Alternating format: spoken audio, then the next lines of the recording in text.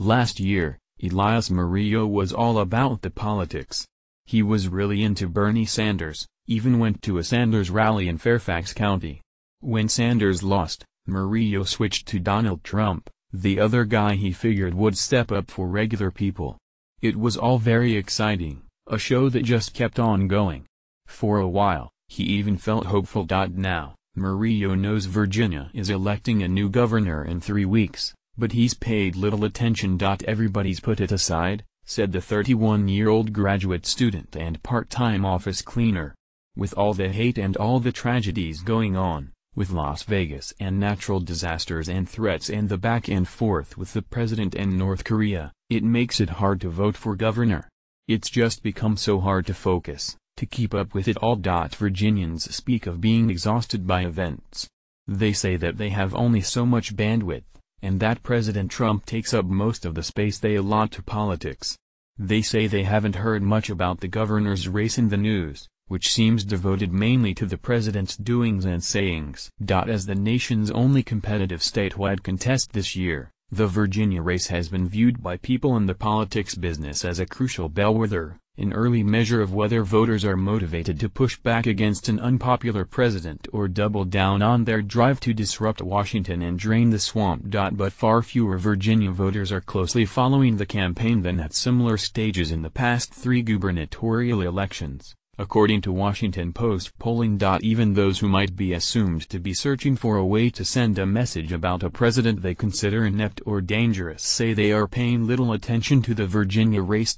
Martin Cox, who works for a defense contractor in Leesburg, is a steady Democrat who voted for Hillary Clinton last fall and considers Trump bombastic and noisy. Cox, 35, usually follows campaigns for governor closely, taking weekend time to thoroughly research the candidates' views. Not this year. Given Trump's penchant for sucking the air out of the room, this election could be a way to send a message that he needs to start listening to all sides and tone down the way he speaks, Cox said.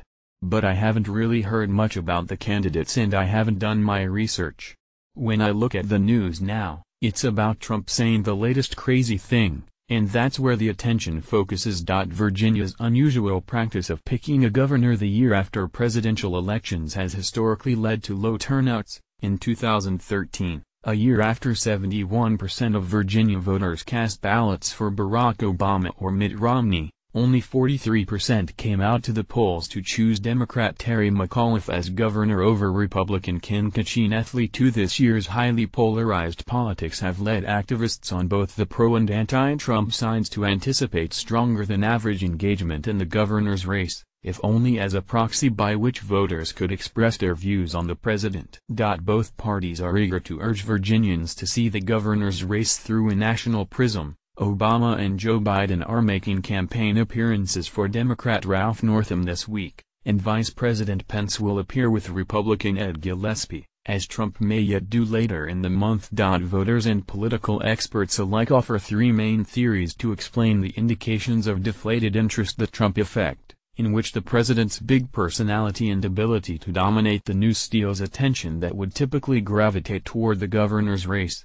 Decreased news coverage of the governor's race resulting in part from the dramatic decline in the number of reporters covering state news and the amount of space and time devoted to the campaign in newspapers and on TV. Unusually low-key candidates who have failed to excite voters. Northam, the lieutenant governor, and Gillespie, the former chairman of the Republican National Committee, are both more moderate in their politics than the most popular figures in their parties.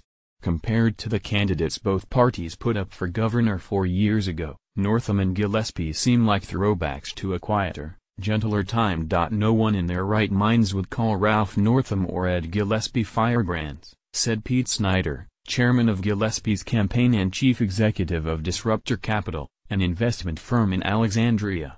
They're campaigning in their Virginia gentlemanly way, and we've built into our modeling that we're going to have a low turnout election. The Democratic contest in the spring primary drew unusually strong turnout, raising hopes that an anti-Trump backlash might fuel support for Northam in November.